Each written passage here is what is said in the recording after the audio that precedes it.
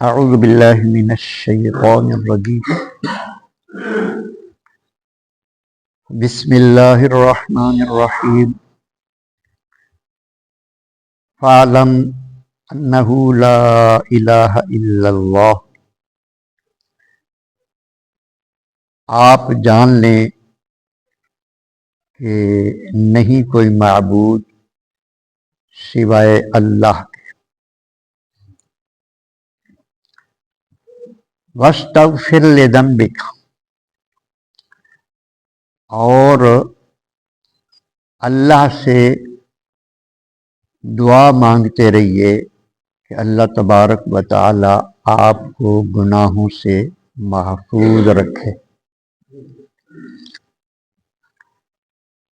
اللہ تبارک و تعالی اپنے حبیب صلی اللہ علیہ وآلہ وسلم کو مخاطب کر کے دو حکم ارشاد فرما رہے۔ ایک تو یہ کہ جان لو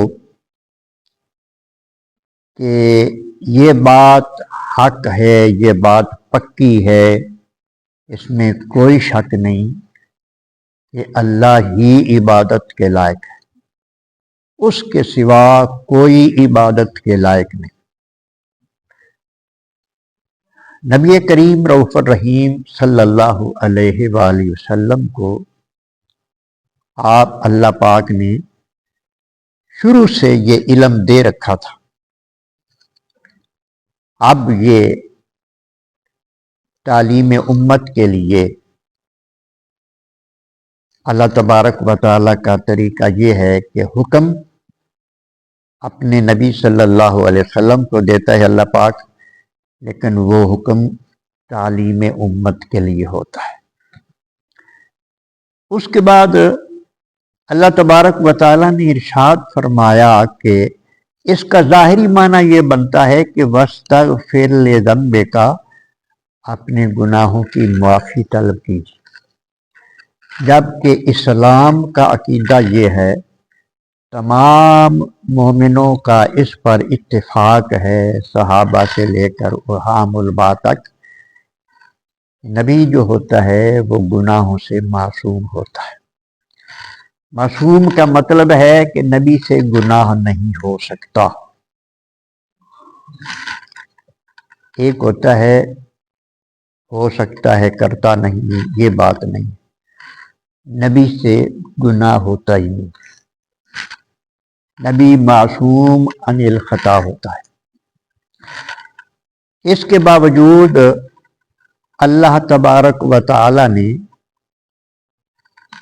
یہ اگر حکم دیا ہے تو اس کا مطلب یہ ہے کہ محبوب آپ ہمیشہ دعا فرماتے رہا کریں کہ اللہ پاک آپ کو گناہوں سے محفوظ رکھے۔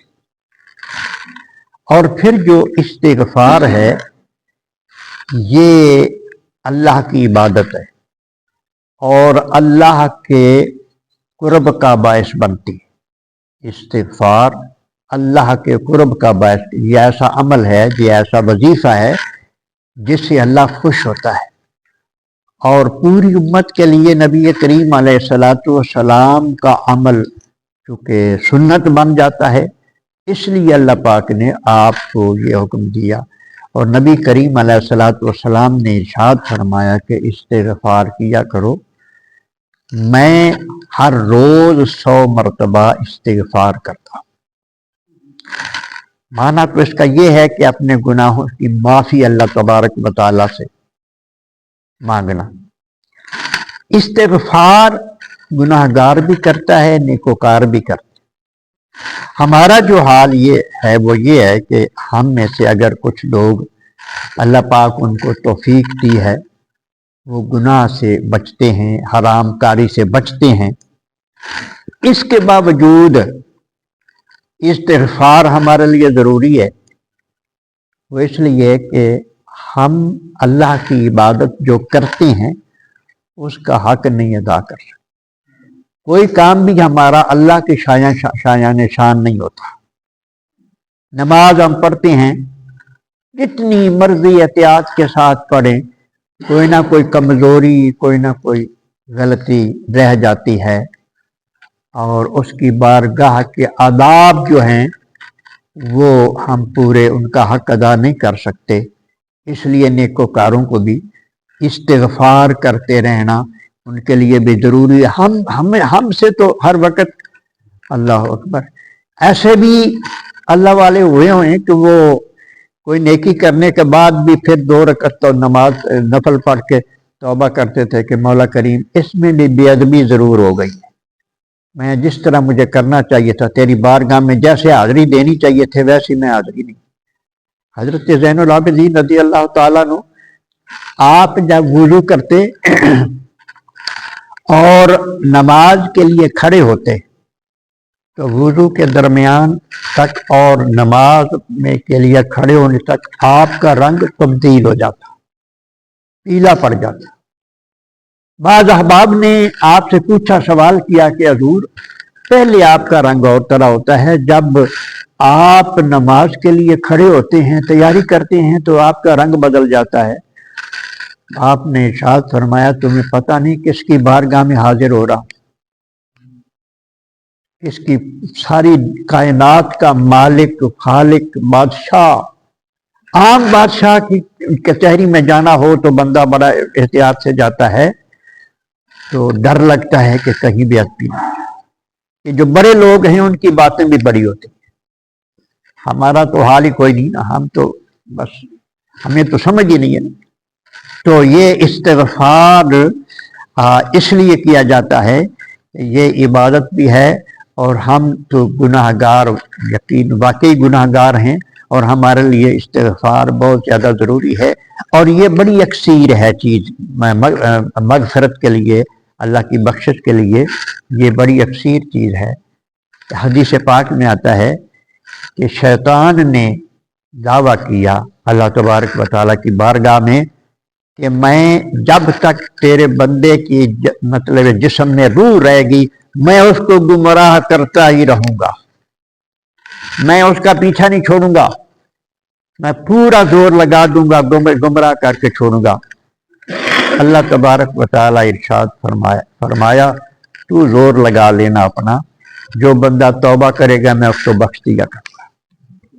یہ استغفار توبہ ہی ہے، اللہ کی بارگاہ میں اپنے گناہوں کی معافی مانگنا۔ جو بندہ استغفار کر لے گا میں اس کو معاف کر دیا کروں گا۔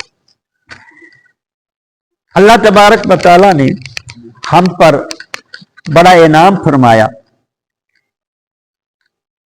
ارشاد فرمایا اپنے محبوب سے کہ محبوب اپنے لیے بھی استغفار فرمایا کریں، وَلِلْمُؤْمِنِينَ، اور ایمان والوں کی بخشش کی دعا بھی مجھ سے کیا کریں، امت کے گناہوں کی معافی بھی مانگا کریں، امت کے لیے مغفرت کی دعا بھی کیا کریں۔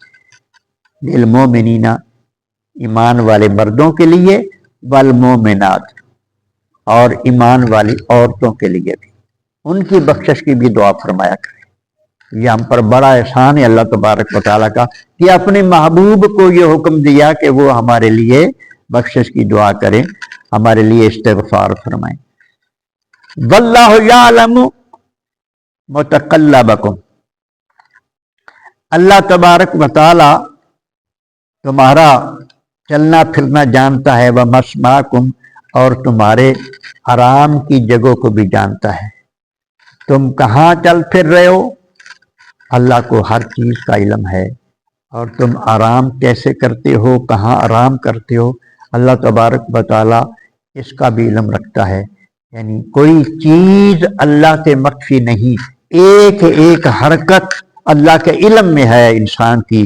اللہ تبارک و تعالیٰ ہمیں سمجھنے کی توفیق عطا فرمائے، اور سچی توبہ کی توفیق عطا فرمائے، اور جو اعمال ہمارے لیے مفید ہیں، جو ہمیں اللہ کے قریب کرنے والے اعمال ہیں، ان کا ذوق پیدا کرے، اور تاکہ ہماری بخشش بھی ہو سکے۔